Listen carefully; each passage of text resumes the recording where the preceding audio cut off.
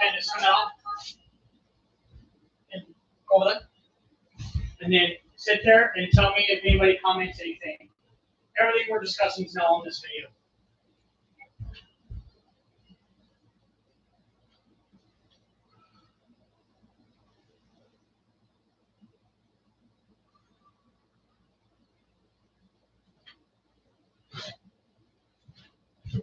Hello, how's it going? Tabletop Chuck here, and I wanted to do a video today for Dark Angels going into 10th edition. What I have sitting here in front of me is a combat patrol. It's the current combat patrol for Dark Angels. We have a Primaris Chaplain. This is that model right here.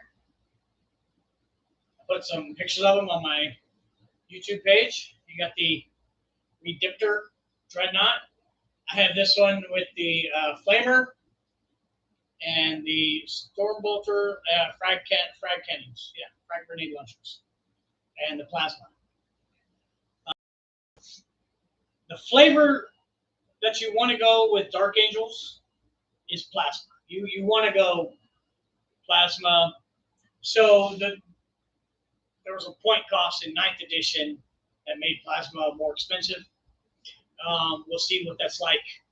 Going into 10th, we haven't really seen what point cost is going to be for building armies. They have given us ideas of how we can build lists, and so on and so forth. Right here, we have Inceptors, which is a fast attack unit. I equipped them with plasma. So we got Intercessors in the combat patrol box, and they are going to have your regular bolt rifles, right?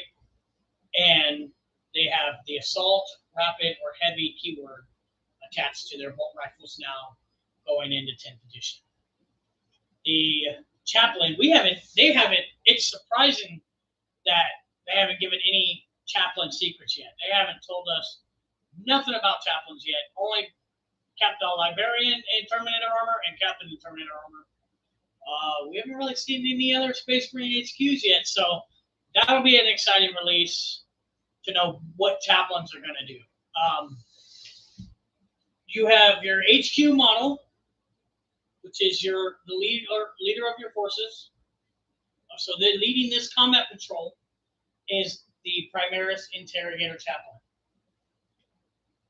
The troop choice for this combat patrol is a 5-man squad of intercessors. This is the sergeant with the sword, sergeant up front. The elite slot choice is the Redemptor Dreadnought. And then the fast attack is the Inceptors. If you're new to 40K, what does that mean, right? What did you just say to me, okay? The leader of the unit, your regular infantry troops. Fast attack has more movement. They're going to get different stratagems.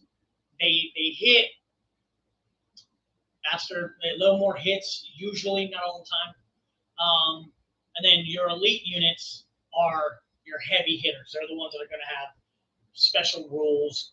They could be game changers if ran the right way in certain games. Your elite units are the bread and butter. That's what's going to take other units really off the board. I mean, everything's important.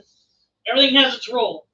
But your elite units are going to be elite. They are going to remove other models off the board. That's their intention. So what I recommend, Dark Angels could Combat Patrol box, the current one that they have out, if you're a new player going into 10th edition, absolutely. I would highly recommend this box. It's a really good one. It's a great start off. Every Space Marine army can use a Chaplain. Chaplains always benefit a Space Marine army. Your Intercessors are super basic, super easy. In this Combat Patrol, you get 5 of them. And if, coming with our new Grim Resolve rule in 10th, where we keep our objective control at least 1 point if we're battle shocked, I think a 10-man unit of Intercessors isn't going to be bad. You're going to be able to move and shoot with them, or you can rapid shoot with them, or you can do heavy, where if you stand still, you get +1. That's really good with the unit. It really is, and they're probably not going to be too point costly. So I'm my first few games of 10, I might run some 10-man intercessor units and see what kind of stuff we can get out of our troop units. And I didn't run too many troop units because they didn't really get what they could do on the table out of them in 9th edition. So I think 10th that's going to change. Our Inceptors, they were very costly. They cost a lot of points in the last edition. This edition, we'll see what they cost, but they are a deadly unit. Coming in from reserves, they have great movement. They have the fly keyword. We'll see if that sticks here in 10th edition. You can really learn some tactics and techniques bringing this type of unit into your first play style with Warhammer 40K, right? Then you got the Redemptor Dreadnought. Same thing. He will teach you a lot of tactics, teach you versatility. He moves 8. You have the plasma cannon, so that's a D6 number of shots. We'll see if that sticks to the new edition. And he punches really heavy, so you get like all phases of the game with him. I think you could really round out learning how to play 40K okay with this box. You could learn the rules, and it does complement Dark Angels in the fact that, I mean, hey, it's plasma. Plasma is like really good bug killer, and that's what we're all doing right now. We're defending Terra against Tyranids. So get the raid. Plasma's like a raid. It will kill them. So Dark Angels run plasma because they're the best. They're the first Legion, and they developed all the best weaponry, and we're using it to exterminate Xenos filth across the galaxy. So that's what I highly recommend. So let's talk about going into 10th edition.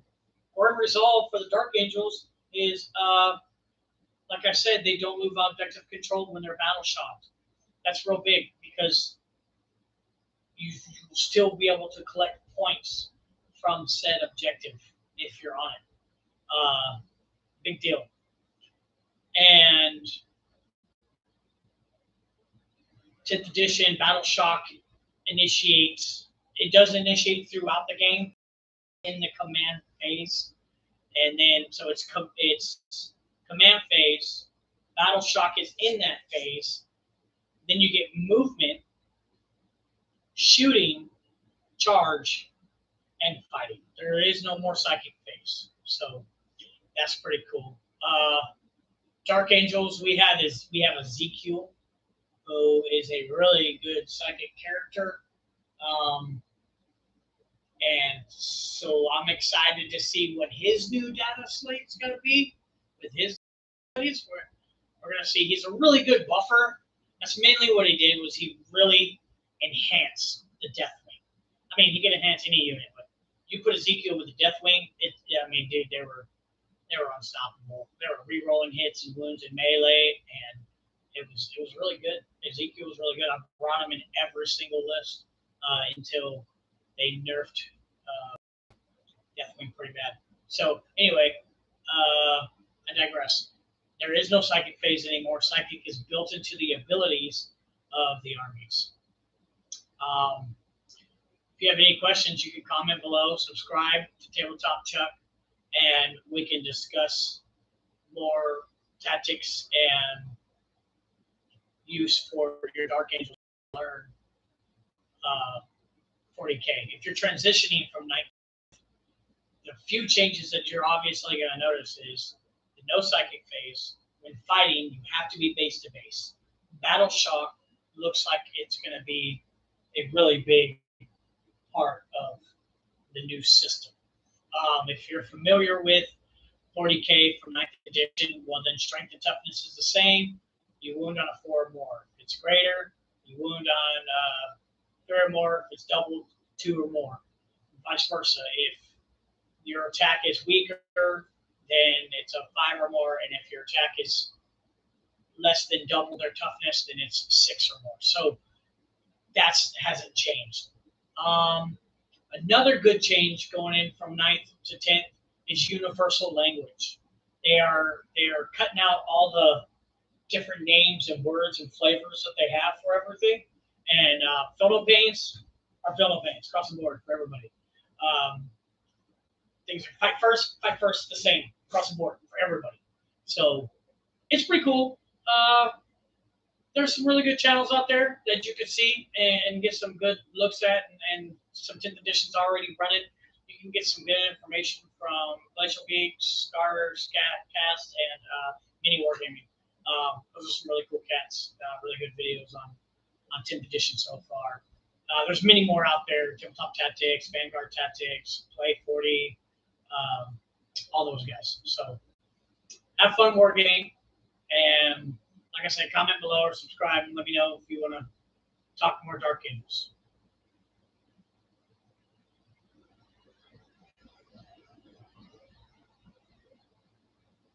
Nobody